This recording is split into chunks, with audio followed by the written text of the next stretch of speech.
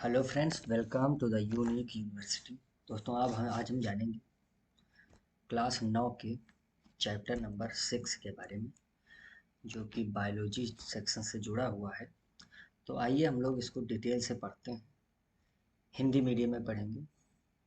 तो इसमें इस चैप्टर का जो नाम है, इसका नाम है जैव प्रक्रम।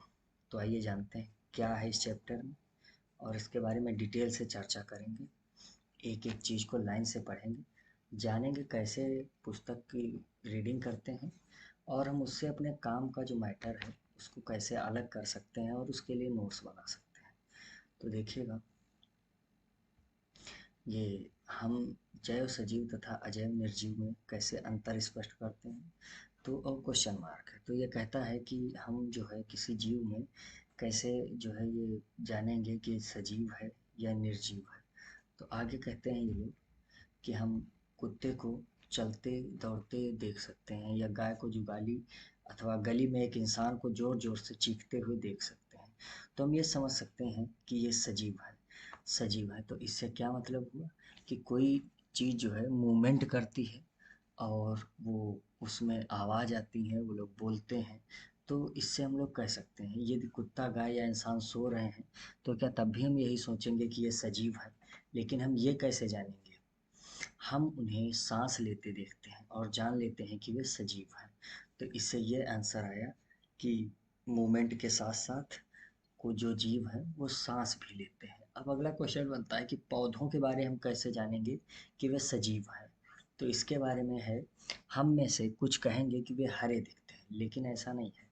उन पौधों के बारे में क्या कहेंगे जिनकी पत्तियां हरी ना होकर अन्य रंग की होती हैं, लाल हैं, पीली हैं। वे समय के साथ वृद्धि करते हैं, अतः हम कह सकते हैं कि वे सजीव हैं। तो पेड़ों में क्या है कि वे समय के साथ साथ वृद्धि करते हैं, जिसकी वजह से हम इनको कह सकते हैं कि वे सजीव हैं। तो अगर क्वेश्चन बनेगा कि पेड़ों को हम कैसे कह सकते हैं कि वे सजीव हैं, तो हमारा आंसर यह रहेगा कि वे समय के साथ साथ वृद्धि करते हैं, अतः हम कह सकते हैं कि वे सजीव हैं। तो सजीव की जो ओवरऑल परिभाषा यही है कि हम सजीव के सामान्य प्रमाण के तौर पर कुछ गतियों पर विचार करते हैं, जैसे ये वृद्धि संबंधी या अन्य गतियाँ हो सकती हैं। लेकिन वो पौधा भी सजीव है जिसमें वृद्धि परिलक्षित नहीं होती है। कुछ जंतु सांस तो लेते हैं, परंतु जिसमें गति स्पष्ट रूप से नहीं दिखाई देती है, वे भी सजीव हैं।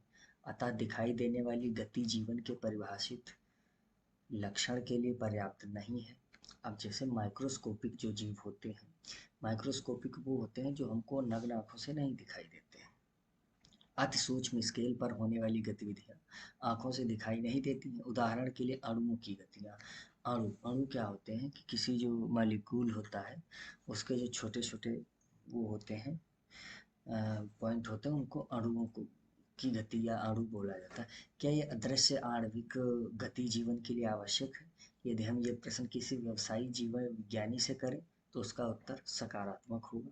वास्तव में विषाणु के अंदर आणविक गति नहीं होती है, जब तक वे किसी कोशिका को संक्रमित नहीं करते हैं।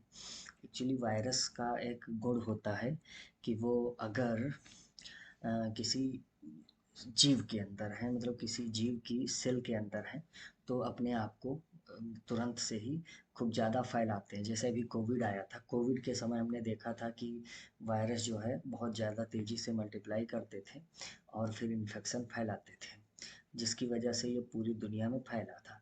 अब अगर यही वायरस कहीं खेत में पड़ा हो या ऐसी जगह पड़ा हो जहाँ पे उसको कोई सेल्स ना मिले, तो वहाँ पे वो निर्जीव की तरह व्यवहार करेंगे।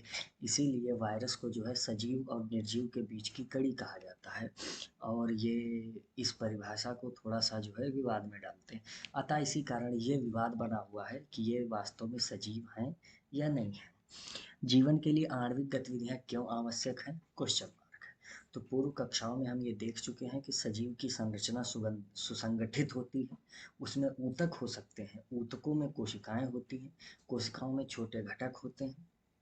सजीव की ये संगठित एवं सुव्यवस्थित संरचना समय के साथ साथ पर्यावरण के प्रभाव के कारण विघटित होने लगती है। यदि व्यवस्था टूटती है तो जीव और अधिक समय तक जीवित नहीं रह पाएगा। अतः जीवों के शरीर को मरम्मत तथा अनुरक्षण की आवश्यकता होती है। ये क्योंकि ये सभी संरचनाएं अणुओं से बनी होती हैं। किससे बनी होती हैं? अणुओं से बनी होती, अतः उन्हें अणुओं को लगातार गतिशील बनाए रखने के लिए गतिशील बनाए रखने के लिए अ, गतिशील बनाए रखने के लिए पॉइंटर बहुत ज़्यादा चल गया। तो क्या करते हैं, सजीवों में अनुरक्षण प्रक्रम होता है। आइए देखते हैं जैव प्रक्रम क्या है। तो आइए जानते हैं जैव प्रक्रम के बारे में।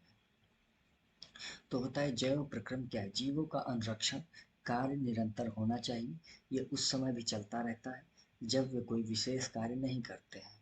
जब हम सो रहे हों अथवा कक्षा में बैठे हों उस समय भी ये अनुरक्षण का काम चलता रहता है। चाहिए वे सभी प्रक्रम को सम्मिलित रूप से अनुरक्षण का कार्य करते हैं, जैव प्रक्रम कहलाते हैं। तो क्या है कि हम कुछ भी कर रहे हों, किसी भी अवस्था में हों, लेकिन जो हमारा प्रक्रम है ये चलता रहता है। जिस प्रक्रिया को हम क्या कहते हैं, जैव प्रक्रम कहते हैं। क्योंकि क्षत तथा टूट फूट रोकने के लिए अनुरक्षण प्रक्रम की आवश्यकता होती है। जैसे आपको चोट लग गई है और आप अपना उस पे जो है थोड़ा बहुत देर तक दर्द हुआ, फिर आप भूल गए उसको, फिर आप थोड़े दिन बाद देखेंगे कि वो अपने आप ही सही हो जाता है। तो कैसे होता है, अनुरक्षण के थ्रू होता है। अनुरक्षण कैसे होता है, वो हमारा शरीर जो है खुद ही उसके अंदर ही ऐसी क्षमता होती है। आइए आगे देखते हैं। अतः उसके लिए उन्हें ऊर्जा की आवश्यकता होती है। ऊर्जा हमको कहाँ से मिलती है, भोजन के रूप में मिलती है, जिसके बारे में हम लोग अभी आगे डिटेल से पढ़ेंगे। ये ऊर्जा एकल जीव के शरीर की से बाहर आती है और इसलिए ऊर्जा के स्रोत का बाहर से जीव के शरीर में स्थानांतरण के लिए कोई प्रक्रम होना चाहिए। इस ऊर्जा के स्रोत को हम भोजन अथवा शरीर के अंदर लेने के प्रक्रम को पोषण कहते हैं। तो ऊर्जा कैसे मिलती है, हमको भोजन के थ्रू मिलती है। भोजन जब हम शरीर में लेते हैं तो उसे क्या कहते हैं, पोषण कहते हैं। यदि जीव में शारीरिक वृद्धि होती है, यानी शारीरिक वृद्धि अगर होती है तो उसके लिए उसे बाहर से अतिरिक्त कच्ची सामग्री की भी आवश्यकता होती है। यानी अगर हमारे अंदर ग्रोथ हो रही है या हम कोई काम कर रहे हैं तो उसके लिए हमको क्या है कि बाहर से कुछ चीज़ों की हमको ज़रूरत पड़ेगी, जिससे कि हम उससे ऊर्जा ले पाएंगे। अतः अधिकांश खाद्य पदार्थ भी कार्बन आधारित हैं। इन कार्बन स्रोतों की जटिलता के अनुसार विभिन्न जीव भिन्न प्रकार के पोषण प्रक्रम को प्रयुक्त करते हैं, क्योंकि पर्यावरण किसी एक जीव के नियंत्रण में नहीं है। अतः ऊर्जा के ये बाह्य स्रोत विविध प्रकार के हो सकते हैं। तो आइए जानते हैं कितने प्रकार के हो सकते हैं। शरीर के अंदर ऊर्जा के इन स्रोतों के विघटन या निर्माण की आवश्यकता होती है, जिससे अंततः ऊर्जा के एक समान स्रोत में परिवर्तित हो जाने चाहिए। अगर आप लोग इस चैप्टर को पूरा ध्यान से पढ़ लेंगे तो आपको इसमें दोबारा कुछ समझने की जरूरत नहीं पड़ेगी। ये विभिन्न आणविक गतियों के लिए एवं विभिन्न जीव शरीर के अनुरक्षण तथा शरीर की वृद्धि के लिए आवश्यक अणुओं के निर्माण में उपयोगी होते हैं। इसके लिए शरीर के अंदर रासायनिक क्रियाओं की एक श्रृंखला की आवश्यकता होती है। उपचयन अपचयन अभिक्रियाएं अणुओं के विघटन की कुछ सामान्य रासायनिक युक्तियां हैं। इसके लिए बहुत से जीव शरीर के बाहरी स्रोत से ऑक्सीजन प्रयुक्त करते हैं। शरीर के बाहर से ऑक्सीजन को ग्रहण करना तथा कोशिकीय आवश्यकता के अनुसार खाद्य स्रोत के विघटन में उसका उपयोग करना श्वसन कहलाता है।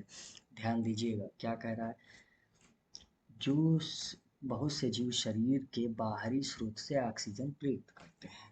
अब यहाँ से देखिए श्वसन की परिभाषा इसने बताया हुआ है। श्वसन क्या है, शरीर के बाहर से ऑक्सीजन को ग्रहण करना तथा कोशिकीय आवश्यकता के अनुसार खाद्य स्रोत के विघटन में इसका उपयोग श्वसन कहलाता है। एक एक कोशिकीय जीव की पूरी सतह पर्यावरण के संपर्क में रहती है, अतः इन्हें भोजन ग्रहण करने के लिए गैसों का आदान प्रदान करने के लिए या वर्ज्य पदार्थ के निष्कासन के लिए किसी विशेष अंग की आवश्यकता नहीं होती है। लेकिन जब जीव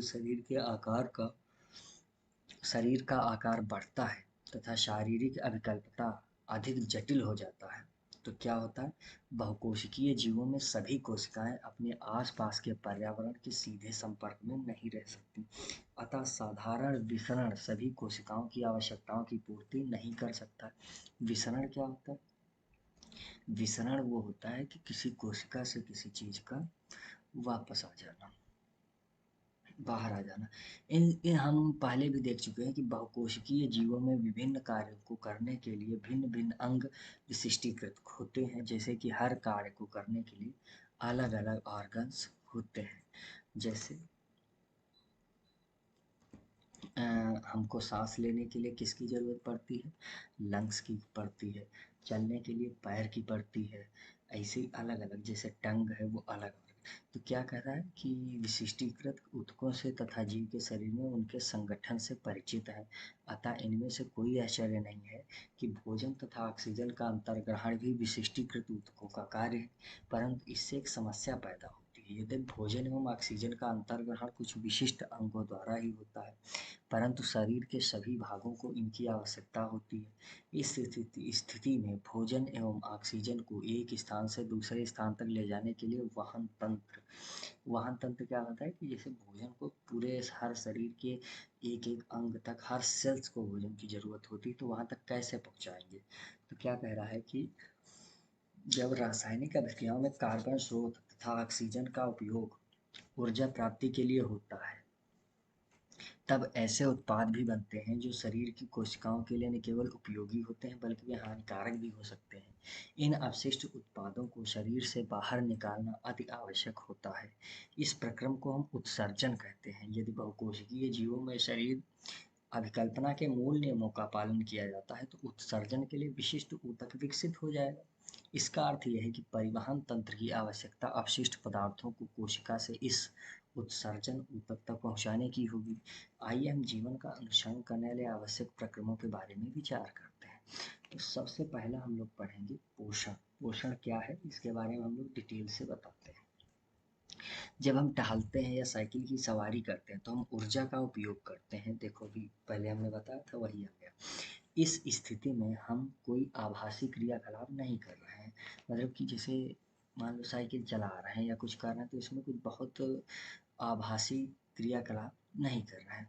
जैसे ऊर्जा उपयोग कर रहे हैं। हमारे शरीर में क्रम की स्थिति के अनुसरण करने के लिए ऊर्जा की आवश्यकता होती है। वृद्धि, विकास, प्रोटीन संश्लेषण आदि में हमें बाहर से भी पदार्थों की आवश्यकता होती है। ये ऊर्जा का स्रोत तथा पदार्थ जो हम खाते हैं वो भोजन है। तो सजीव अपना भोजन कैसे प्राप्त करते हैं?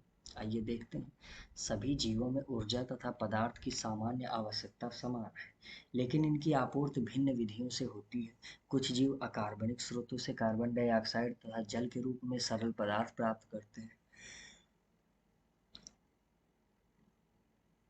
ये जीव सुपोषी हैं, जिनमें सभी हरे पौधे तथा कुछ जीवाणु हैं। जो हरे पौधे हैं और कुछ जीवाणु हैं। जो लोग भोजन अपने आप प्राप्त करते हैं, किसी दूसरे के ऊपर निर्भर नहीं करते हैं, वो लोग सुपोषी हैं। तो देखिए यहाँ पे क्वेश्चन बना, क्या क्वेश्चन है? जल के रूप सरल पदार्थ प्राप्त करते हैं। क्या है? कुछ जीव अकार्बनिक स्रोतों से कार्बन डाइऑक्साइड तथा जल के रूप में सरल पदार्थ प्राप्त करते हैं।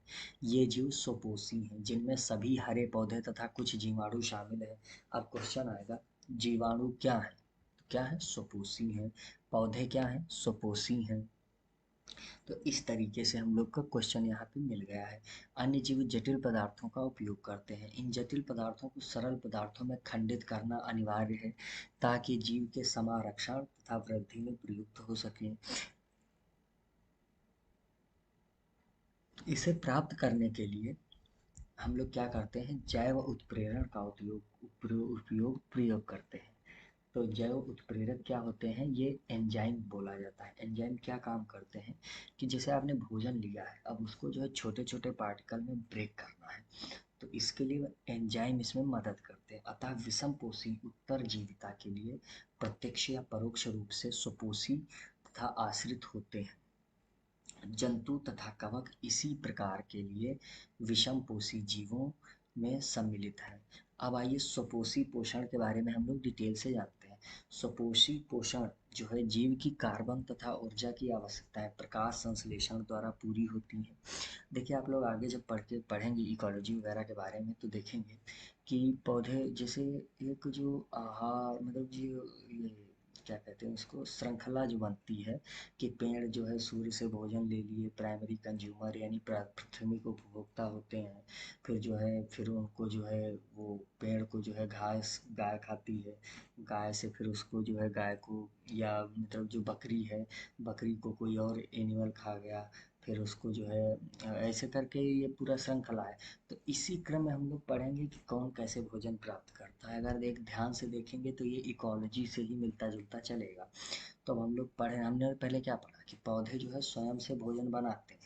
तो अब हम लोग जानने जी वाले हैं कि स्वपोषी पोषण होता कैसे। तो आइए देखते हैं।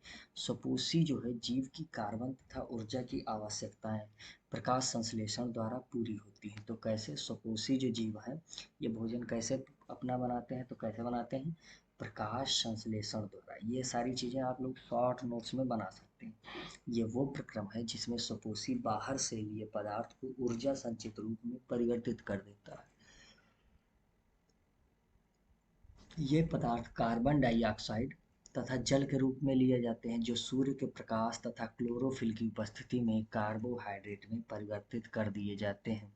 कैसे होता है, सूर्य के प्रकाश में तथा कार क्लोरोफिल की उपस्थिति में कार्बोहाइड्रेट में परिवर्तित कर दिया जाता है। तो क्या होता है देखिए, पदार्थ जो है कार्बन डाइऑक्साइड कैसे सुपोषण होता है, तो कहाँ से लिखोगे, यहाँ से। पदार्थ कार्बन डाइऑक्साइड तथा जल के रूप में लिए जाते हैं, जो सूर्य के प्रकाश तथा क्लोरोफिल की उपस्थिति में कार्बोहाइड्रेट में परिवर्तित कर दिए जाते हैं। कार्बोहाइड्रेट पौधों को ऊर्जा प्रदान करने में प्रयुक्त होते हैं। तो कार्बोहाइड्रेट का उपयोग क्या है, पौधों को ऊर्जा प्रदान करना। अगले अनुभाग में हम अध्ययन करेंगे कि ये कैसे होता है। जो कार्बोहाइड्रेट तुरंत प्रयुक्त नहीं होते हैं उन्हें मंड के रूप में संचित कर लिया जाता है। ये रक्षित आंतरिक ऊर्जा की तरह कार्य करेगा तथा पौधे द्वारा आवश्यकतानुसार प्रयुक्त कर लिया जाता है। कुछ इसी तरह की स्थिति हमारे अंदर भी देखी जाती है। हमारे द्वारा खाए गए भोजन से व्युत्पन्न ऊर्जा का कुछ भाग हमारे शरीर में ग्लाइकोजन के रूप में संचित हो जाता है। तो क्या होता है, मनुष्यों में या जो है जीवों में क्या होता है, ग्लाइकोजन के रूप में संचित होता है, और पौधों में क्या होता है, मंड के रूप में संचित होता है। अब आप लोग ये एक फिगर देख रहे होंगे, जैसे पत्ती है तो इसको क्या है, सीधा ऐसे खड़ा काट दिया गया। इसमें हम लोग क्या देखते हैं, ये जो मध्य सिरा है, ये सिरा क्या करती है, पानी को ऊपर से जब लाते हैं तो जाइलम फ्लोएम के थ्रू, और ये ऐसे सीधे आता है पत्ती में और फिर हर सेल्स को पहुंचाया जाता है। और ये जो फैला हुआ एरिया इसको पर्णपटल बोल रहे हैं। फिर ये जो ये है इसको सिरा बोलते हैं। ये इससे यहाँ तक ड्रॉपलेट्स लाती है। फिर क्या है, ये फ्लोएम है, जाइलम है, संवहन बंडल है। आप लोग ये देख रहे हो, ये क्या है, क्यूटिकल है। क्यूटिकल क्या है, ये लेयर है जो सेल्स हैं प्लांट की, उसकी ऊपर की लेयर है क्यूटिकल। उसके ऊपर क्या है, ऊपरी बाह्य त्वचा है। त्वचा के नीचे जो है ये हरित लवक है। हरित लवक क्या होते हैं, ये इनको बोलते हैं, ये हरित लवक जो है ये सेल्स के अंदर के पार्ट होते हैं। और ये जो इसके बीच में जो है ये स्पेस है जिसको हम लोग वायु कोश बोलते हैं। और ये द्वार कोशिका है। द्वार कोशिका वो कोशिका है जो किसी सेल्स के बीच में, जहाँ पे स्टोमेटा वगैरह होता है, तो यहाँ से जैसे एयर है या जो ड्रॉपलेट्स हैं वाटर के, ये निकल जाते हैं। तो ये इसका यूज़ होता है। ये रिएक्शन दी हुई है। ये इस तरीके से जो है प्लांट जो है अपना भोजन बनाते हैं। कैसे, 6 मालिक्यूल CO2 के लेता है प्लस 12 मालिक्यूल H2O के। तो 6 molecule CO2 plus 12 molecule H2O। सबसे ज़्यादा बच्चे कंफ्यूज होते हैं यही रिएक्शंस में। तो रिएक्शन में आइए देखते हैं क्या होता है। 6 CO2 प्लस 12 H2O क्या होता है, क्लोरोफिल की उपस्थिति में और क्या, सूर्य के प्रकाश की उपस्थिति में क्या बनता है, C6H12O6। तो ये क्या बना, ग्लूकोज बना। उसके बाद क्या बना, 6O2। ये क्या हुआ, बाहर आया, बाहर आया और फिर इसको हम लोग लेते हैं, इसीलिए पौधे हमारे लिए इम्पॉर्टेंट है। प्लस क्या बना, 6H2O बाहर निकल गया। तो ये देखिए इस तरीके से पूरा जैव जगत काम करता है। ये रिएक्शन ही नहीं, हमारे लिए बहुत इम्पॉर्टेंट ये चीज़ है जो कि सब कुछ समझा देती है। तो ये CO2 को एक तो ऑब्जर्व कर लिए और जो है ऑक्सीजन बना दिया। अब हम देखते हैं कि प्रकाश संश्लेषण प्रक्रम में वास्तव में क्या होता है और इस प्रक्रम के दौरान निम्नलिखित घटनाएं होती हैं। क्लोरोफिल द्वारा प्रकाश ऊर्जा को अवशोषित किया जाता है। प्रकाश ऊर्जा को रासायनिक ऊर्जा में रूपांतरित करना तथा जल अणुओं का हाइड्रोजन तथा ऑक्सीजन में अपघटन होता है। क्या होता है? प्रकाश ऊर्जा को रासायनिक ऊर्जा में रूपांतरित किया जाता है। ये क्वेश्चन आएगा कि प्रकाश ऊर्जा को किस ऊर्जा में बदला जाता है, तो किसमें? रासायनिक ऊर्जा में, तथा अणुओं का हाइड्रोजन तथा ऑक्सीजन में अपघटन होता है। कार्बन डाइऑक्साइड का कार्बोहाइड्रेट में अपचयन होता है। ये आवश्यक नहीं है कि ये चरण तत्काल एक के बाद दूसरा हो। उदाहरण के लिए मरुद्भिद पौधे रात्रि में कार्बन डाइऑक्साइड लेते हैं और एक मध्यस्थ उत्पाद बनाते हैं। दिन में क्लोरोफिल ऊर्जा अवशोषित करके अंतिम उत्पाद बनाता है।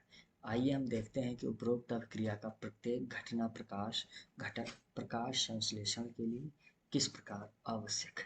यदि आप ध्यानपूर्वक एक पत्ती के अनुप्रस्थ काट का सूक्ष्मदर्शी द्वारा अवलोकन करेंगे, जो कि ऊपर अभी चित्र में दिखाया गया, तो आप नोट करेंगे कि कुछ कोशिकाओं को में हरे रंग के बिंदु दिखाई दे रहे थे, जिनको हमने क्या बताया था आपको?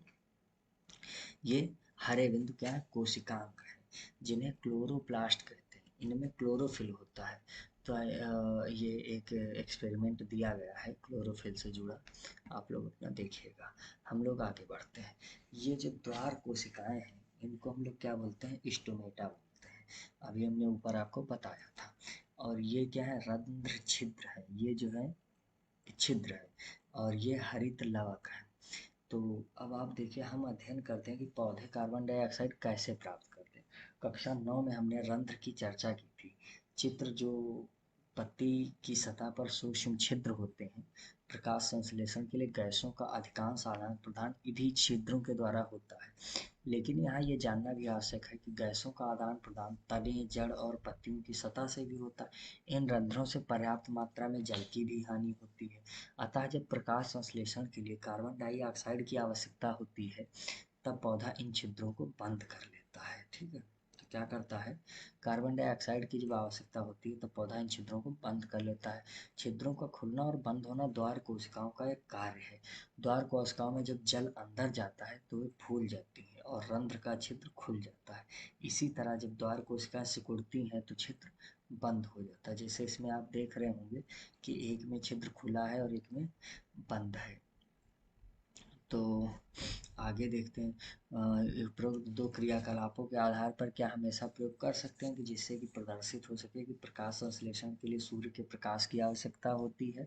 वही वाला एक्सपेरिमेंट है, आप लोग बचपन से पढ़े होंगे कि एक को छाँव में रख दें, एक को धूप में रख दें। तो आगे बढ़ते हैं। अब तक हम ये चर्चा कर चुके हैं कि सपोषी अपनी ऊर्जा आवश्यकता की पूर्ति कैसे करते हैं, लेकिन उन्हें भी अपने शरीर के निर्माण के लिए अन्य कच्ची सामग्री की आवश्यकता होती है। स्थलीय पौधे प्रकाश संश्लेषण के लिए आवश्यक जल की पूर्ति जड़ों द्वारा मिट्टी में उपस्थिति जल के अवशोषण से करते हैं। नाइट्रोजन, फास्फोरस, लोहा तथा मैग्नीशियम सरीखे अन्य पदार्थ भी मिट्टी से लिए जाते हैं। नाइट्रोजन एक आवश्यक तत्व है जिसका उपयोग प्रोटीन तथा अन्य यौगिकों के संश्लेषण में किया जाता है। इसे अकार्बनिक नाइट्रेट का नाइट्राइट के रूप में लिया जाता है। इन्हें उन कार्बनिक पदार्थों के रूप में लिया जाता है जिन्हें जीवाणु वायुमंडलीय नाइट्रोजन से बनाते हैं। तो हम लोग यहाँ पे ये देख सकते हैं कि हम ये जो पौधे हैं, ये क्या क्या चीज़ें लेते हैं। इनको आप लोग ध्यान से रट लीजिएगा या नोट्स बना लेना। नाइट्रोजन, फास्फोरस, लोहा, मैग्नीशियम आदि आदि। अब हम देखते हैं अगला जो है, विषम पोषी पोषण कैसे होता है। तो प्रत्येक जीव अपने पर्यावरण के लिए अनुकूलित है और भोजन के स्वरूप एवं उपलब्धता के आधार पर पोषण की विधि विभिन्न प्रकार की हो सकती है। इसके अतिरिक्त ये जीव के भोजन ग्रहण करने के ढंग पर भी निर्भर करती है। उदाहरण के लिए यदि भोजन स्रोत अचल है, जैसे कि घास, या गतिशील है, जैसे हिरण, दोनों प्रकार के भोजन का अधिगमन का तरीका भिन्न भिन्न है। तथा गाय व शेर किस पोषक उपकरण का उपयोग करते हैं। जीवों द्वारा भोजन ग्रहण करने और उसके उपयोग की अनेक युक्तियाँ हैं। कुछ जीव भोज्य पदार्थों का विघटन शरीर के बाहर ही कर देते हैं और तब उसका अवशोषण करते हैं। फफूंदी, यीस्ट तथा मशरूम आदि कवक इसके उदाहरण हैं। अन्य जीव संपूर्ण भोजन पदार्थ का अंतर ग्रहण करते हैं तथा उनका पाचन शरीर के अंदर होता है। जैसे आइए देखते हैं। जीव द्वारा जी, किस भोजन का अंतर्ग्रहण किया जाए तथा उसके पाचन की विधि उसके शरीर की अभिकल्पना तथा कार्यशैली पर निर्भर करता है। घास, फल, कीट, मछली या मृत खरगोश खाने वाले जंतुओं के अंतर के बारे में आप क्या सोचते हैं? ये क्वेश्चन कर रहा है आपसे। कुछ अन्य जीव पौधों और जंतुओं को बिना मारे उनमें पोषण प्राप्त करते हैं। ये पोषण युक्ति अमरबेल, किलनी, जूं, लीज और फीताकृमि सरीखे बहुत से जीवों द्वारा प्रयुक्त होती है। इनको हम लोग क्या बोलते हैं? परजीवी बोलते हैं। ठीक है। तो ये क्या करते हैं, मतलब किसी के ऊपर जीवित रहेंगे, उससे चीजें लेंगे, लेकिन वो मरेंगे नहीं, तो इनको क्या बोलते हैं? परजीवी बोलते हैं। आगे बढ़ेंगे। इसमें दिखाया गया है एक अमीबा है। अमीबा क्या करता है? ये जैसे ये है, ये इसका एक सेल है, इसका कोई आकार निश्चित नहीं रहता, लेकिन ये एक कोशिकीय है। और ये ऐसे से अपना जो फूड देखेगा, तो ये क्या करेगा, धीरे से इसे अपना आकार दो तरफ से बढ़ाएगा और ये भोजन को अंदर ले लेगा और फिर धीरे धीरे इसको जो है एब्जॉर्ब कर जाएगा। तो ये इस तरीके से इसके जो पादाब हैं, ये आगे आए और यहाँ पे इसको अंदर ले लिया और ये बंद हो गया। तो इस तरीके से अपना भोजन प्राप्त करता है। ये आप लोग दिखा भी सकते हो एग्जाम में। अब आप देखिए, जीव अपना पोषण कैसे करते हैं, तो आइए इसके बारे में जानते हैं। क्योंकि भोजन और उसके अंतर्ग्रहण की विधि भिन्न भिन्न है, अतः हम विभिन्न जीवों के पाचन तंत्र भी भिन्न है। एक कोशिक जीवों में भोजन संपूर्ण सतह से लिया जा सकता है, लेकिन जीव की जटिलता बढ़ने के साथ साथ विभिन्न कार्य करने वाले अंग विशिष्ट हो जाते हैं। उदाहरण के लिए अमीबा कोशिकीय सतह से अंगुली जैसे अस्थायी प्रवर्ध की मदद से भोजन ग्रहण करता है। देखो अभी हमने यही आपको समझाया था। ये प्रबंध भोजन के कणों को घेर लेते हैं तथा संगलित होकर खाद्य रिक्तिका बनाते हैं। तो खाद्य रिक्तिका के अंदर जटिल पदार्थों का विघटन सरल पदार्थों में किया जाता है। तो क्या होता है, आपसे पूछा जाएगा कि रिक्तिका के अंदर क्या होता है? जटिल पदार्थों का विघटन सरलता से या सरल पदार्थों का विघटन जटिलता से। तो इसमें क्या है उत्तर? जटिल पदार्थों का विघटन सरलता से किया जाता है और वे कोशिका द्रव्य में विसरित हो जाते हैं। बचा हुआ अपच पदार्थ कोशिका की सतह की ओर गति करता है तथा शरीर से बाहर निष्कासित कर दिया जाता है। पैरामीशियम भी एक कोशिकीय जीव है। इसकी कोशिका का एक निश्चित आकार होता है तथा भोजन एक विशिष्ट स्थान से ही ग्रहण कर किया जाता है। भोजन इस स्थान तक पद्माभ की गति द्वारा पहुंचता है, जो कोशिका की पूरी सतह को ढके होते हैं। तो अमीबा क्या करता है, क्या बोला है कि ये भोजन ग्रहण करता है। ठीक है। पैरामीशियम, पैरामीशियम क्या होता है? वही जो चप्पल की तरह बना होता है, तो वो पादाब के थ्रू भोजन लेता है। अब हम लोग आइए देखते हैं सबसे इम्पोर्टेंट चीज़ है मनुष्य में पोषण। तो ज़्यादातर चांस से क्वेश्चन यहाँ से आ सकता है, तो अब आप लोग इसको ध्यान से देखेंगे। आहार नाल मूल रूप से मुंह से गुदा तक विस्तरित एक लंबी सी नली है। चित्र में इस नली के विभिन्न भागों को देख सकते हैं। जो भोजन हमारे शरीर के अंदर एक बार प्रविष्ट हो जाता है, उसका क्या होता है, हम यहाँ इस प्रक्रम की चर्चा करते हैं। तो आइए देखते हैं। सबसे पहले इस चित्र को देखते हैं या पहले पढ़ लेते हैं। हम इस तरह तरह के भोजन खाते हैं जिन्हें उसे भोजन नली से गुजरना होता है। प्राकृतिक रूप से भोजन को एक प्रक्रम से गुजरना होता है, जिससे वह उसी प्रकार के छोटे छोटे कणों में बदल दिया जाता है। इसे हम दांतों से चबाकर पूरा कर लेते हैं। क्योंकि आहार का आस्तर बहुत कोमल होता है, अतः भोजन को गीला किया जाता है ताकि इसका मार्ग आसान हो जाए। जब हम अपनी पसंद का कोई पदार्थ खाते हैं तो हमारे मुंह में पानी आ जाता है। ये वास्तव में केवल जल नहीं है, यह लार ग्रंथि लाला ग्रंथि से निकलने वाला एक रस है, जिसे लाला रस या लार कहते हैं। जिस भोजन को हम खाते हैं उसका दूसरा पहलू इसकी जटिल रचना है। यदि इसका अवशोषण आहार नाल द्वारा करना है तो इसे छोटे अणुओं में खंडित करना होगा। ये काम जैव उत्प्रेरण द्वारा किया जाता है, जिन्हें हम एंजाइम कहते हैं। लार में भी एक एंजाइम होता है जिसे लार एमिलेस कहते हैं। ये मंड जटिल अणुओं को सरल शर्करा में खंडित कर देता है। भोजन को चबाने के दौरान पेशीय जिह्वा भोजन को लार के साथ पूरी तरह मिला देती है। आहार नली के हर भाग में भोजन की नियमित रूप से गति उसके सही ढंग से प्रक्रमित होने के लिए आवश्यक है। ये क्रमाकुंचन गति पूरी भोजन नली में होती है। मुंह से आमाशय तक भोजन ग्रासिका या ईसोफेगस द्वारा ले जाया जाता है। आमाशय एक वृहद अंग है। आमाशय क्या है? वृहद अंग है जो भोजन के आने पर फैल जाता है। भोजन के आने पे ये फैल जाएगा। और आमाशय की पेशीय भित्ति भोजन को अन्य पाचक रसों के साथ मिश्रित करने में सहायक होगी। आमाशय की जो पेशीय भित्ति है ये क्या करती है? भोजन को मिक्स करने में सहायक होती है। ये पाचन कार्य आमाशय की भित्ति में उपस्थित जठर ग्रंथियों के द्वारा संपन्न होते हैं। ये हाइड्रोक्लोरिक अम्ल एक प्रोटीन पाचक एंजाइम पेप्सिन तथा श्लेष्मा का स्रावण करते हैं। हाइड्रोक्लोरिक अम्ल एक अम्लीय माध्यम तैयार करता है जो पेप्सिन एंजाइम की क्रिया में सहायक होता है। आपके विचार में अम्ल और कौन सा पदार्थ करता है, सा कार्य करता है? सामान्य परिस्थितियों में श्लेष्मा आमाशय से के आंतरिक अस्तर की अम्लता से रक्षा करता है। हमने बहुधा वयस्कों को एसिडिटी अथवा अम्लता की शिकायत करते सुना है। क्या इसका संबंध उपरोक्त वर्णित विषय से तो नहीं है? तो उत्तर है हाँ। आइए देखते हैं। आमाशय से भोजन अब क्षुद्रांत में प्रवेश करता है।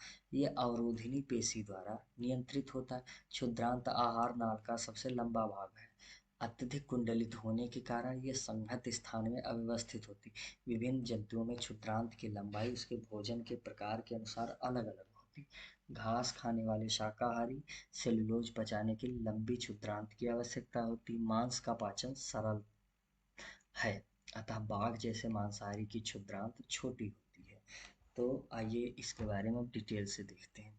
तो क्या है, ये जो है ये जिह्वा है। जिह्वा पे भोजन हमने रखा मुंह में और मुंह से धीरे धीरे ये ग्रासिका के थ्रू आया अंदर।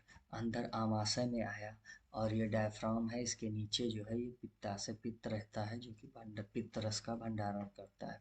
फिर इसके नीचे क्या है? पित्त नली है और ये लीवर है और ये अग्न्याशय है। इन सब से क्या होता है कि जो रस होते हैं वो निकलते हैं। अब इसके नीचे ये क्या है? क्षुद्रांत है और ये बृहदांत है। क्षुद्रांत किसको बोलते हैं? छोटी आंत को बोलते हैं। बृहदांत कौन है? बड़ी आंत को बोलते हैं। और इसका एक नाम क्या है? कोलन है। और ये एक परिशेषिका होती है। ये इसका ज़्यादातर कुछ काम नहीं है। पहले जो है सेलुलोज के पाचन में काम आती थी और ये लास्ट में जो है गुदा द्वार है। तो इस तरीके से ये हमारा जो है अ, हाँ।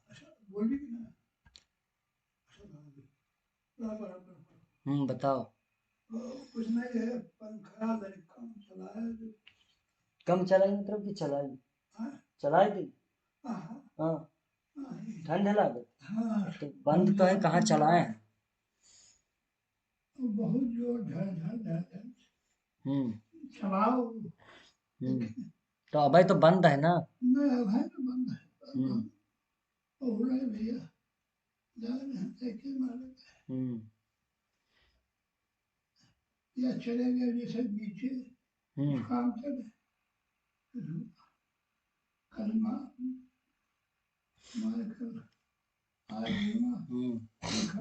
आप पहुड़ो बाबा थोड़ी देर। हाँ। यो खत्म कर ले। हाँ। अब ना बोले ठीक है। ठीक।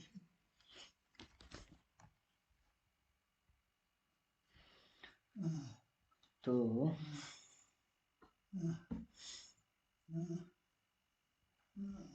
क्षुद्रांत हो गया। अब हम लोग जानते हैं क्षुद्रांत कार्बोहाइड्रेट, प्रोटीन तथा वसा के रूप में के पूर्ण पाचन का स्थल है। इस कार्य के लिए हम ये यकृत तथा अग्न्याशय से श्रावण प्राप्त करते हैं। आमाशय से आने वाला भोजन जो है ये अम्लीय होता है और अग्न्याशिक एंजाइमों की क्रिया के लिए उसे क्षारीय बनाया जाता है। यकृत से स्रावित पित्त रस इस कार्य को करता है। ये कार्य वसा पर क्रिया करने के अतिरिक्त है। क्षुद्रांत में वसा बड़ी गोलिकाओं के रूप में होता है जिससे उस पर एंजाइम का कार्य करना मुश्किल हो जाता है। पित्त लवण उसे छोटी गोलिकाओं में खंडित कर देता है जिससे एंजाइम की क्रियाशीलता बढ़ जाती है। ये साबुन का मैल पर इमल्सीकरण की तरह ही होता है जिसके विषय में हम अध्याय 4 में पढ़ चुके हैं। हालांकि हमने भी नहीं पढ़ाया है, हम आपको पढ़ाएंगे। अग्न्याशय अग्न्याशिक रस का श्रावण करता है जिससे प्रोटीन के पाचन के लिए ट्रिप्सिन एंजाइम होता है। तो क्या है क्वेश्चन यहाँ से बनेगा, प्रोटीन के पाचन के लिए कौन सा एंजाइम काम में आता है? तो ट्रिप्सिन होता है। इमल्सीकृत वसा का पाचन करने के लिए लाइपेज एंजाइम होता है। तो इमल्सीकृत वसा को कौन पाचित करता है? लाइपेज करता है। क्षुद्रांत की भित्ति में ग्रंथि होती है जो आंत्र रस स्रावित करती है। तो क्षुद्रांत की ग्रंथि में भित्ति होती हैं जो क्या करती हैं, आंत्र रस स्रावित करती हैं। इसमें उपस्थित एंजाइम अंत में प्रोटीन को अमीनो अम्ल, जटिल कार्बोहाइड्रेट को ग्लूकोज में तथा वसा को वसा अम्ल तथा ग्लिसरॉल में परिवर्तित कर देते हैं।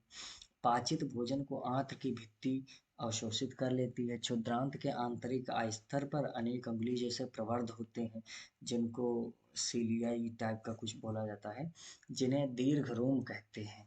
ये अवशोषण का सतही क्षेत्रफल बढ़ा देते हैं।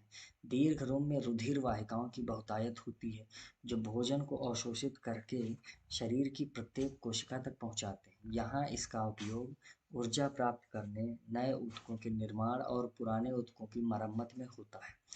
बिना पचा भोजन बृहदान्त्र में भेज दिया जाता है, जहाँ दीर्घ रोम इस पदार्थ में से जल का अवशोषण कर लेते हैं। अन्य पदार्थ गुदा द्वारा शरीर के बाहर कर दिया जाता है। इस वर्ज्य पदार्थ का बहिक्षेपण गुदा अवरोधिनी द्वारा नियंत्रित किया जाता है।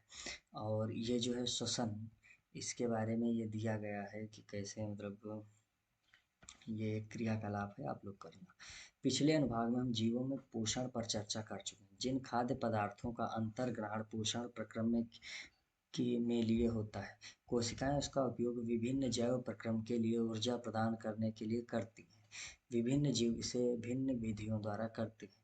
कुछ जीव ऑक्सीजन का उपयोग ग्लूकोज को पूर्णतः कार्बन डाइऑक्साइड तथा जल में विखंडित करने लिए करते हैं, जबकि कुछ अन्य जीव दूसरे पथ का उपयोग करते हैं जिसमें ऑक्सीजन प्रयुक्त नहीं होती है। इन सभी अवस्थाओं में पहला चरण ग्लूकोज एक 6 कार्बन वाले अणु का 3 कार्बन वाले अणु पायरुवेट में विखंडित होता है।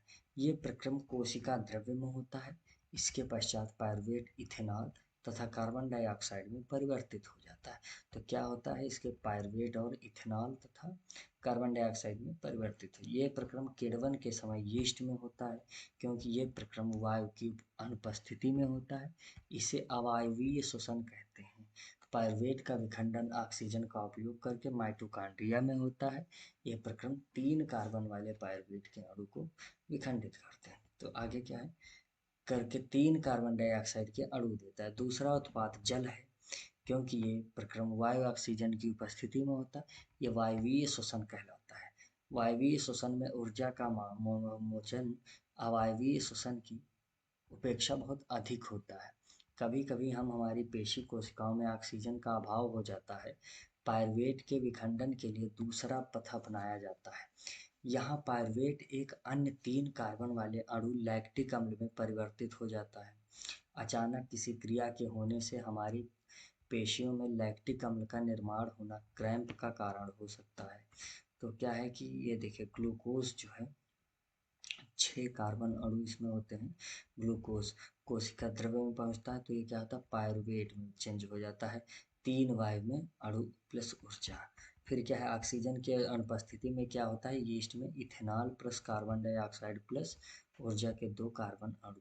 और क्या है, ऑक्सीजन के अभाव में क्या होता है, लैक्टिक अम्ल प्लस ऊर्जा प्लस 3 कार्बन अणु। ऑक्सीजन की उपस्थिति में क्या होता है, कार्बन डाइऑक्साइड प्लस जल प्लस एनर्जी। और ये कहाँ पे होता है, माइटोकॉन्ड्रिया में होता है।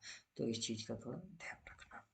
कोशिकीय श्वसन द्वारा मोचित ऊर्जा तत्काल ही एटीपी नामक अणु के संश्लेषण में प्रयुक्त हो जाती है, जो कोशिका की अन्य क्रियाओं के लिए ईंधन की तरह प्रयुक्त होती है। एटीपी के विखंडन से एक निश्चित मात्रा में ऊर्जा मोचित होती है, जो कि कोशिका के अंदर होने वाली अंतरोत्पित क्रियाओं का परिचालन करती है। अब ये भी जान लीजिए, अधिकांश कोशिका प्रक्रमों के लिए एटीपी ऊर्जा एक मुद्रा है। श्वसन प्रक्रम में मोचित ऊर्जा का उपयोग एटीपी तथा अकार्बनिक फॉस्फेट में से एटीपी अणु बनाने में किया जाता है। एडीपी प्लस पी ऊर्जा एडीपी माइनस पी बराबर एटीपी बनता है। पी बराबर क्या है, यहाँ पे फास्फेट है। अंतरोत्मी प्रक्रम कोशिका के अंदर तब एसी एटीपी का उपयोग क्रियाओं के परिचालन में करते हैं। जल का उपयोग करने के बाद एटीपी में जल अंतस्थ फास्फेट संलग्नता खंडित होती है। तो क्या है, 30.5 किलो जूल पर मोल के तुल्य ऊर्जा मोचित होती है। तो ये है, आगे देखते हैं। क्योंकि वायवीय श्वसन जो है ये पथ पर ऑक्सीजन पर निर्भर करता है, अतः वायवीय जीवों को ये सुनिश्चित करने की आवश्यकता है कि पर्याप्त मात्रा में ऑक्सीजन ग्रहण की जा रही है। हम देख चुके हैं कि पौधों में गैसों का आदान प्रदान कहाँ से होता है, रंध्र, रंध्र क्या बोलते हैं, स्टोमेटा द्वारा करते हैं।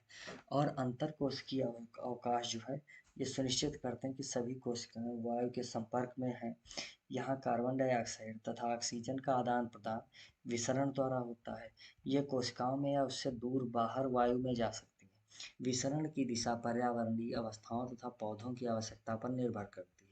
रात्रि में जब कोई प्रकाश संश्लेषण की क्रिया नहीं हो रही है, कार्बन डाइऑक्साइड का निष्कासन ही मुख्य आदान प्रदान किया जाता है। दिन में श्वसन के दौरान निकली CO2 प्रकाश संश्लेषण में प्रयुक्त हो जाती है, अतः कोई CO2 नहीं निकलती है। इस समय ऑक्सीजन का निकलना मुख्य घटना है। जंतुओं में पर्यावरण से ऑक्सीजन लेने और उत्पादित कार्बन डाइऑक्साइड से छुटकारा पाने के लिए भिन्न प्रकार के अंगों का विकास हुआ। स्थलीय जंतु वायुमंडलीय ऑक्सीजन लेते हैं, परंतु जो जंतु जल में रहते हैं उन्हें जल में विलेय ऑक्सीजन ही उपयोग करने की आवश्यकता है। एक जलशाला में मछली का अवलोकन कीजिए, वे अपना मुंह खोलती हैं और बंद करती रहती हैं। या आप लोग क्रियाकलाप करिएगा। जो जीव जल में रहते हैं वे जल में विलेय ऑक्सीजन का उपयोग करते हैं, क्योंकि जल में विलेय ऑक्सीजन की मात्रा वायु में ऑक्सीजन की मात्रा की तुलना में बहुत कम है। इसलिए जलीय जीवों की श्वास दर जो है स्थलीय जीवों की अपेक्षा बहुत होती है, द्रुत होती है। मछली अपने मुंह के द्वारा जल लेती है तथा बलपूर्वक इसे क्लोम तक पहुंचाती है, जहां विलेय ऑक्सीजन रुधिर ले लेता है। स्थलीय जीव श्वसन के लिए वायुमंडल की ऑक्सीजन का उपयोग करते हैं। विभिन्न जीवों में यह ऑक्सीजन भिन्न भिन्न अंगों द्वारा अवशोषित की जाती है। इन सभी अंगों में एक संरचना होती है जो उस सतही क्षेत्रफल को बढ़ाती है जो ऑक्सीजन वायुमंडल वायु के संपर्क में रहता है। क्योंकि ऑक्सीजन कार्बन डाइऑक्साइड का विनिमय इस सतह के आर पार होता है, अतः ये सतह बहुत पतली तथा मुलायम होती है। इस सतह की रक्षा के लिए उद्देश्य से ये शरीर के अंदर अव्यवस्थित होती है, अतः इस क्षेत्र में वायु आने के लिए कोई रास्ता होना चाहिए। इसके अतिरिक्त जहाँ ऑक्सीजन अवशोषित होती है उस क्षेत्र में वायु अंदर और बाहर होने के लिए क्रिया विधि होती है। मनुष्य चित्र 6.9 वायु शरीर के अंदर नासा द्वारा जाती है। नासा द्वारा जाने वाली वायु मार्ग में उपस्थित महीन बालों द्वारा निष्पादित हो जाती है, जिससे शरीर में जाने वाली वायु धूल तथा दूसरी अशुद्धियां रहित हो जाती है। इस मार्ग में श्लेष्मा की परत होती है जो इस प्रक्रम में सहायक होती है। यहाँ से वायु कंठ द्वारा फुफ्फुस में और प्रवाहित होती है। कंठ में उपस्थित के वलय उपस्थित होते हैं, ये सुनिश्चित करता है कि वायुमार्ग निपतित ना हो। तो देखिए ये नासाद्वार है, ये मुख गुहा है, ये ग्रसनी है और ये कंठ है। कंठ के नीचे क्या श्वास नली है, फिर क्या उपस्थित वलय है, रिंग है ये। और ये क्या है, इनको कूपिकाएं बोलते हैं, अल्वियोलाई भी बोला जाता है इनको। और ये श्वसन नलिकाएं हैं। और ये क्या है, श्वसनी है। और ये क्या है, श्वसनिका है। और ये क्या है, कोशिका कोश है। ये डायफ्राम है, ये जो है क्या है, ऐसे ऊपर नीचे करता है जब हम लोग सांस लेते हैं। ये पसलियां हैं, ये क्या है, फुफ्फुस है। आगे देखते हैं। फुफ्फुस के अंदर मार्ग छोटी छोटी नलिकाओं में विभाजित हो जाता है, जो अंत में गुब्बारे जैसी संरचना में अंतकृत हो जाता है, जिसे हम लोग क्या कोशिका कहते हैं या अल्वियोलाई कहते हैं। कोशिका एक सतह उपलब्ध कराती है जिसे गैसों का विनिमय हो सकता है। कोशिकाओं की भित्ति में रुधिर वाहिकाओं का विस्तीर्ण जाल द्वारा होता है, जैसा हम प्रारंभिक वर्षों में देख चुके हैं। जब हम श्वास अंदर लेते हैं तो हमारी पसलियाँ ऊपर उठती हैं और हमारा डायफ्राम चपटा हो जाता है।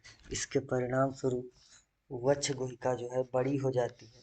इस कारण वायु फुफ्फुस के अंदर चूस ली जाती है और विस्तृत कोशिकाओं को भर लेती है। रुधिर शेप शरीर से कार्बन डाइऑक्साइड कोशिकाओं में छोड़ने के लिए लाता है। कोशिका रुधिर वाहिका रुधिर कोशिका वायु से ऑक्सीजन लेकर क्या करती है, शरीर की सभी कोशिकाओं तक पहुंचाती है। श्वास चक्र के समय जब वायु अंदर और बाहर होती है, फुफ्फुस सदैव वायु का अवशिष्ट आयतन रखते हैं, जिसे ऑक्सीजन के अवशोषण तथा कार्बन डाइऑक्साइड के मोचन के लिए पर्याप्त समय मिल जाता है। आगे बढ़ते हैं। जैसे जैसे जंतुओं के शरीर का आकार बढ़ता है, अकेला विसरण दाब शरीर के सभी अंगों में ऑक्सीजन पहुंचाने के लिए पर्याप्त है, उसकी दक्षता कम हो जाती है। फुफ्फुस की वायु से श्वसन वर्णक ऑक्सीजन लेकर उन ऊतकों तक पहुंचाते हैं जिनमें ऑक्सीजन की कमी है। मानव में श्वसन वर्णक हीमोग्लोबिन है जो ऑक्सीजन के लिए उच्च बंधुता रखता है। ये वर्णक लाल रुधिर मणिकाओं में उपस्थित होता है। कार्बन डाइऑक्साइड जल में अधिक विलेय है और इसके लिए इसका परिवहन हमारे रुधिर में विलेय अवस्था में होता है। तो आगे देखते हैं वहन। वहन क्या होता है कि पिछले अनुभाग में हम देख चुके हैं, रुधिर भोजन ऑक्सीजन तथा वर्ण पदार्थों का हमारे शरीर में वहन करता है। 9 में हमने सीखा था कि रुधिर एक तरल संयोजी ऊतक है। रुधिर में एक तरल माध्यम होता है जिसे प्लाज्मा कहते हैं। इसमें कोशिकाएं जो है निलंबित होती हैं। प्लाज्मा भोजन कार्बन डाइऑक्साइड तथा नाइट्रोजन वर्ज्य पदार्थ का विलीन रूप में वहन करता है। ऑक्सीजन को लाल रुधिर कणिकाएं ले जाती हैं। बहुत से अन्य पदार्थ जैसे लवण का वहन भी रुधिर कोशिकाओं द्वारा होता है। अतः हमें एक पंपन यंत्र की आवश्यकता होती है जो रुधिर को अंगों के आसपास धकेल सके। नलियों के एक परिपथ की आवश्यकता होती है जो रुधिर को सभी ऊतकों तक भेज सके तथा एक तंत्र की जो ये सुनिश्चित करे कि इस परिपथ में यदि कभी टूट फूट होती है तो उसकी मरम्मत हो सके। हमारा पंप और हृदय। हृदय एक पेशीय अंग है जो हमारी मुट्ठी के आकार का होता है। ये देख सकते हैं, ये हृदय है। ये सबसे बड़ी जो नली होती है इनको हम लोग एक को महाधमनी बोलते हैं और ये जो छोटी वाली इसको फुफ्फुस धमनी बोलते हैं। फिर शरीर के ऊपरी भाग से महाशिरा इसको बोलते हैं। ये दायां अलिंद है। ये शरीर के निचले भाग से महाशिरा आया है। ये दायां निलय है। ये विभाजिका है। ये बायां निलय है। ये दायां अलिंद है। ये फुफ्फुस सिरा है।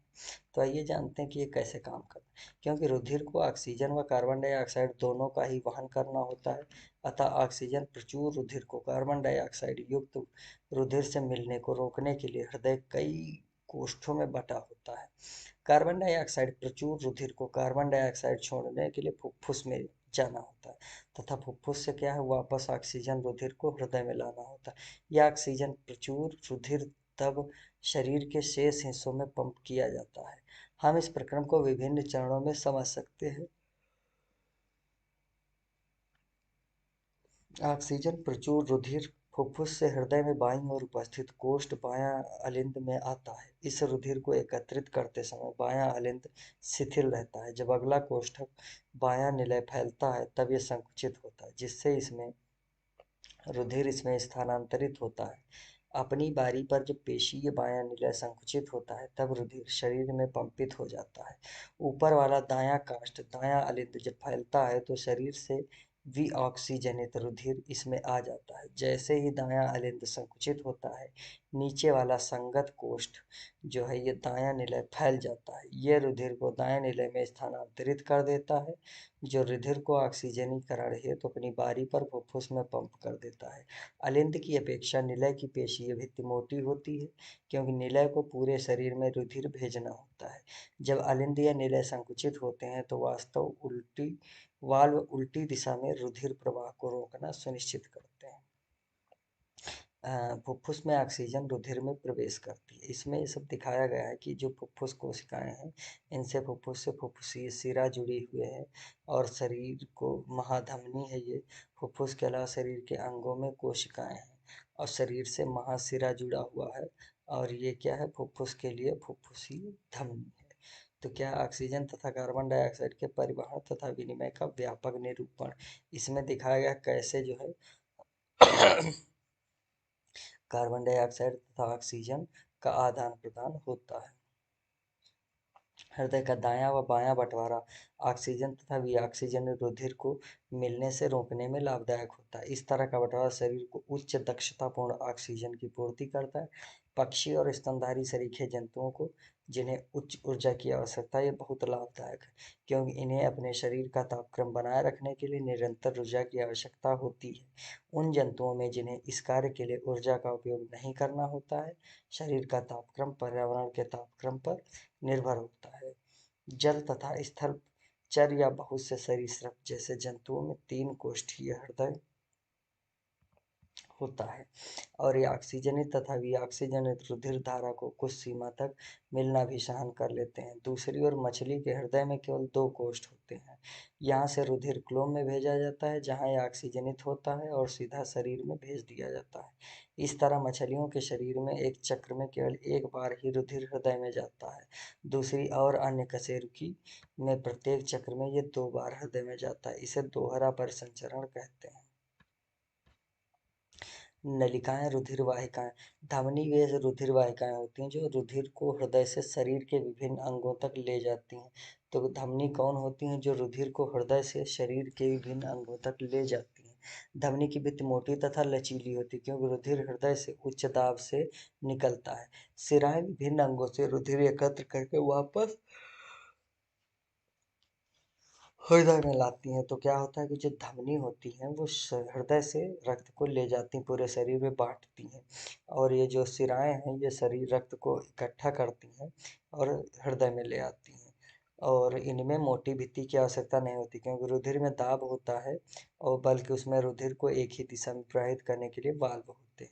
किसी अंग या ऊतक तक पहुंचकर धमनी उत्तरोत्तर छोटी छोटी वाहिकाओं में विभाजित हो जाती है जिससे सभी कोशिकाओं में रुधिर का संपर्क हो सके। सबसे छोटी वाहिकाओं की भित्ति एक कोशिकीय मोटी होती है और रुधिर एवं आसपास की कोशिकाओं के मध्य पदार्थों का विनिमय इस पतली भित्ति के द्वारा ही होता है। कोशिकाएं तब आपस में मिलकर शिराएं बनाती हैं तथा रुधिर को अंग या ऊतक से दूर ले जाती हैं। प्लेटलेट्स द्वारा अनुरक्षण इन नलिकाओं के तंत्र में यदि रिसना प्रारंभ हो जाए तो क्या होता है। उस स्थिति पर विचार कीजिए जब हम घायल हो जाएं और रक्तस्राव होने लगे।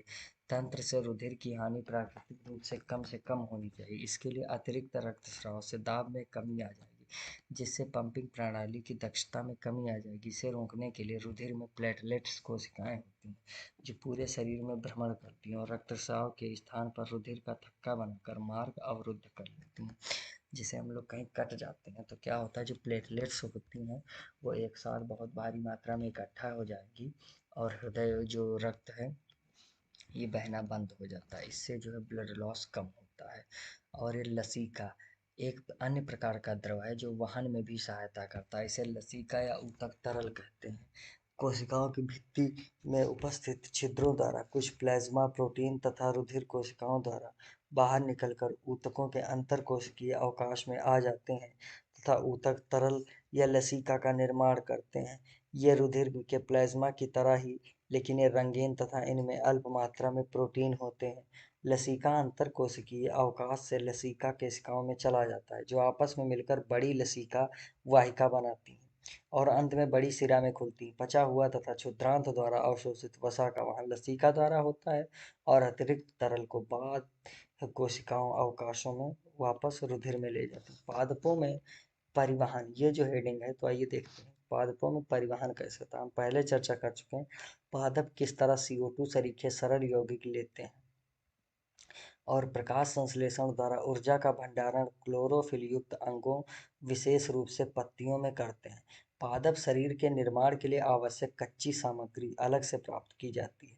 पौधों के लिए नाइट्रोजन फास्फोरस दूसरे खनिज लवणों के लिए मृदा निकटतम तथा प्रचुरतम स्रोत है। इसलिए इन पदार्थों का अवशोषण जड़ों द्वारा जो मृदा के संपर्क में रहते हैं किया जाता है। यदि मृदा के संपर्क वाले अंगों तथा क्लोरोफिल युक्त अंगों में दूरी बहुत कम है तो ऊर्जा व कच्ची सामग्री पादप शरीर के सभी भागों में आसानी से विसरित हो सकती है। यदि पादप शरीर की अभिकल्पना में परिवर्तन के कारण ये दूरियां बढ़ जाती हैं तो पत्तियों में कच्ची सामग्री तथा जड़ों में ऊर्जा उपलब्ध कराने के लिए विसरण प्रक्रम पर्याप्त नहीं होगा। ऐसी परिस्थिति में परिवहन की एक सुदृढ़ प्रणाली आवश्यक हो जाती है। विभिन्न स्तरों पर अभिकल्पना के लिए ऊर्जा की आवश्यकता होती है। ऐसे पादप जो प्रचलन नहीं करते हैं पादप शरीर का एक बड़ा अनुपात अनेक ऊतकों से मृत कोशिकाओं का होता है। इसके परिणाम स्वरूप पादप को कम ऊर्जा की आवश्यकता होती है तथा वे अपेक्षाकृत धीमे वहन तंत्र प्रणाली का उपयोग कर सकते हैं। जिन दूरियों में पर परिवहन तंत्र का प्रचलन कर रहे हैं लंबे वृक्षों में वे बहुत अधिक हो सकते हैं। पादप वहन तंत्र पक्षी पत्तियों से भंडारित ऊर्जा युक्त पदार्थ तथा जड़ों से कच्ची सामग्री का वहन करेगा। ये दो पथ स्वतंत्र संगठित चालन नलिकाओं से निर्मित है। एक जाइलम है जो मृदा से प्राप्त जल और खनिज लवणों को वहन करता है। जाइलम जो है ये मृदा से प्राप्त जल और खनिज लवणों को वहन करता है। दूसरा फ्लोएम, पत्तियों से जहाँ प्रकाश संश्लेषण के उत्पाद संश्लेषित होते हैं, पौधों के अन्य भागों तक वहन करता है। हम इन ऊतकों की रचना विस्तार से कक्षा 9 में पढ़ चुके हैं। जल का परिवहन, जाइलम ऊतकों में जड़ों, तनों और पत्तियों की वाहिनिकाएं तथा वाहिकाएं आपस में जुड़कर जल संवहन नलिकाओं का एक सतल जाल बनाती हैं, जो पादप के सभी भागों से संबद्ध होता है। जड़ों की कोशिकाएं मृदा के संपर्क में हैं तथा वे सक्रिय रूप से आयन प्राप्त करती हैं। ये जड़ और मृदा के मध्य आयन सांद्रण में एक अंतर उत्पन्न करता है। इस अंतर को समाप्त करने के लिए मृदा से जल जड़ में प्रवेश कर जाता है। इसका अर्थ यह है कि जल अनवरत गति से जड़ के जाइलम में जाता है और जल के स्तंभ का निर्माण करता है, जो लगातार ऊपर की ओर धकेला जाता है। जो हम आमतौर पर पादप की ऊंचाई देखते हैं, ये दाब जल को वहां तक पहुंचाने के लिए स्वयं में पर्याप्त नहीं है। पादप जाइलम द्वारा अपने सबसे ऊंचाई के बिंदु तक जल पहुंचाने की कोई और युक्ति करते हैं, ये मानकर कि पादप को पर्याप्त जलपूर्ति है। जिस जल की रंध्र के द्वारा हानि हुई है, उसका प्रतिस्थापन पत्तियों में जाइलम वाहिकाओं द्वारा हो जाता है। वास्तव में कोशिकाओं से जल के अणुओं का वाष्पन एक चूषण उत्पन्न करता है, जो जल को जड़ों में उपस्थित जाइलम कोशिकाओं द्वारा खींचता है। पादप में वायवीय भागों द्वारा वाष्प के रूप में जल की हानि वाष्पोत्सर्जन कहलाती है। तो वाष्पोत्सर्जन क्या है? वाष्प के रूप में जल की हानि को वाष्पोत्सर्जन कहते हैं। अतः वाष्पोत्सर्जन जल के अवशोषण एवं जड़ से पत्तियों तक जल तथा उसमें विलेय खनिज लवणों के ऊपरीमुखी गति में सहायक है। ये ताप के नियमन में भी सहायक है। जल के वहन में मूल दाब रात्रि के समय विशेष रूप से प्रभावी है। दिन में जब रंध्र खुले हैं, वाष्पोत्सर्जन कर्षण जाइलम में जल की गति के लिए मुख्य प्रेरक बल होता है। भोजन तथा दूसरे पदार्थों का स्थानांतरण। तो आइए जानते हैं पौधों में भोजन और दूसरी चीज़ों का स्थानांतरण कैसे होता है। अब तक हम पादपों में जल और खनिज लवणों की चर्चा कर चुके हैं। अब हम चर्चा करते हैं कि उपापचयी क्रियाओं को उत्पाद विशेष रूप से प्रकाश संश्लेषण जो पत्तियों में होता है तथा पादप के अन्य भागों में कैसे कैसे भेजे जाते हैं। प्रकाश संश्लेषण के लिए उत्पादों का वाहन स्थानांतरण कहलाता है और ये संवहन ऊतक से के फ्लोएम नामक भाग द्वारा होता है। एक जाइलम हो गया जो कि पानी और खनिज को ऊपर ले जाता है और एक फ्लोएम है, ये क्या करता है? प्रकाश संश्लेषण के उत्पादों के अलावा फ्लोएम अमीनो अम्ल तथा अन्य पदार्थों का परिवहन भी करता है। ये पदार्थ विशेष रूप से जड़ के भंडारण अंगों और फलों, बीजों तथा वृद्धि वाले अंगों में ले जाए जाते हैं। भोजन तथा अन्य पदार्थों का स्थानांतरण संलग्न साथी कोशिकाओं की सहायता से चालनी नलिकाओं में ऊपरमुखी तथा अधोमुखी दोनों सिराओं में होता है। जाइलम द्वारा परिवहन, जिसे सामान्य भौतिक बलों द्वारा समझाया जा सकता है, से विपरीत फ्लोएम द्वारा स्थानांतरण है जो ऊर्जा के उपयोग से पूरा होता है। सुक्रोज सरीखे पदार्थ फ्लोएम ऊतक में एटीपी से प्राप्त ऊर्जा से ही स्थानांतरित होते हैं। ये ऊतक का परासरण दाब बढ़ा देता है जिससे जल इसमें प्रवेश कर जाता है। ये दबाव पदार्थों को फ्लोएम से उस ऊतक तक ले जाता है जहां दबाव कम होता है। ये फ्लोएम को पादप की आवश्यकता के अनुसार पदार्थों का स्थानांतरण कराता है। उदाहरण के लिए बसंत में जड़ व तने के ऊतकों में भंडारित शर्करा का स्थानांतरण कलिकाओं में होता है जिसे वृद्धि के लिए ऊर्जा की आवश्यकता होती है। अब आइए देखते हैं उत्सर्जन। उत्सर्जन क्या है?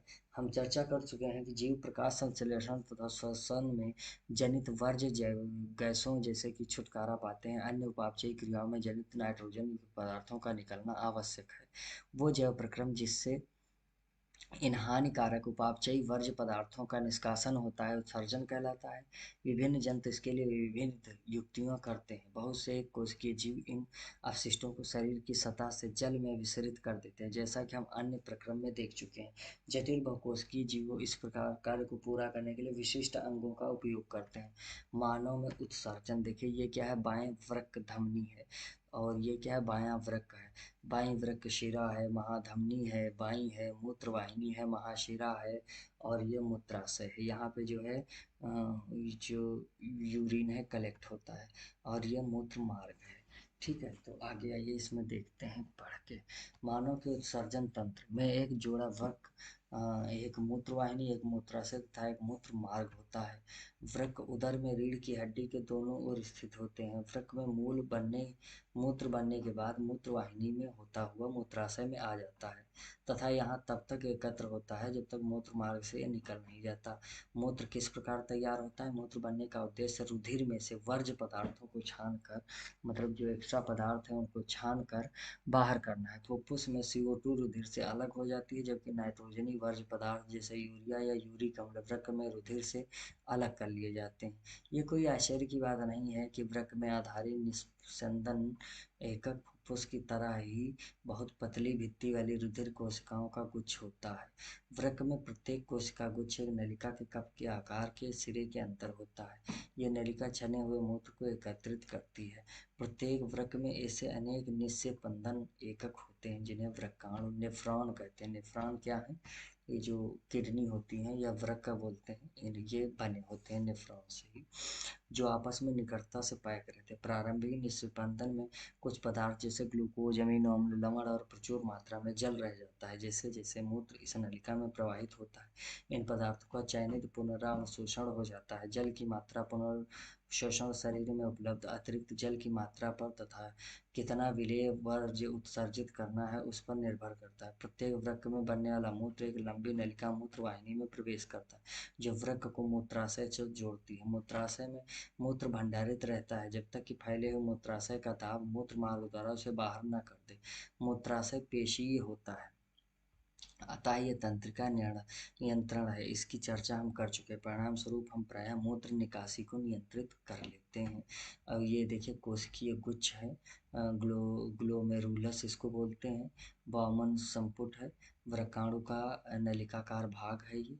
और वृक्क धमनी की शाखा जो है ये है, और वृक्क शिरा की शाखा ये है, वृक्क धमनी ये है, और संग्राहक वाहिनी ये है। इसमें भी एक तरीके से क्या होता है कि अशुद्ध रुधिर आता है और फिर ये फिल्टर होके शुद्ध रुधिर उधर चला जाता है, और जो फालतू का चीज़ें होती हैं वो यूरिन के थ्रू बाहर निकल जाती हैं। पादपों में जो उत्सर्जन है ये कैसे होता है ये भी देख लेते हैं, और इसके साथ ही ये चैप्टर को ख़त्म करेंगे। पादपों में उत्सर्जन। पादप उत्सर्जन के लिए जंतुओं से बिल्कुल भिन्न युक्तियाँ प्रयुक्त करते हैं। प्रकाश संश्लेषण में जनित ऑक्सीजन की भी उपस्थिति उत्पादन कही जा सकती हैं। हम पहले चर्चा कर चुके हैं कि पौधे ऑक्सीजन तथा कार्बन डाइऑक्साइड के साथ कैसा व्यवहार करते हैं। वे अतिरिक्त जल से वाष्पोत्सर्जन द्वारा छुटकारा पा सकते हैं। पादपों में बहुत से ऊतक मृत कोशिकाओं से के बने होते हैं और अपने कुछ भागों जैसे पत्तियों का क्षय भी कर सकते हैं। बहुत से पादप अपशिष्ट उत्पादक कोशिकीय रिक्तिका में संचित रहते हैं।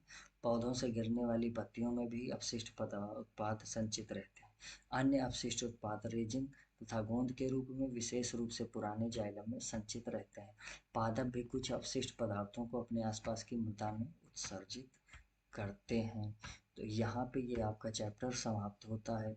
यहाँ तक हमारे साथ जुड़ने के लिए थैंक यू। और आगे से हम लोग जो है आगे आपका सारा कोर्स कवर करेंगे। तो आप लोग हमारे साथ बने रहिए, और हम प्रयास कर रहे हैं कि क्लास 10 का साइंस का सारा कोर्स जो है हम एक ही वीडियो में बना दें। तो तब तक के लिए चलते हैं, धन्यवाद और ऑल द बेस्ट।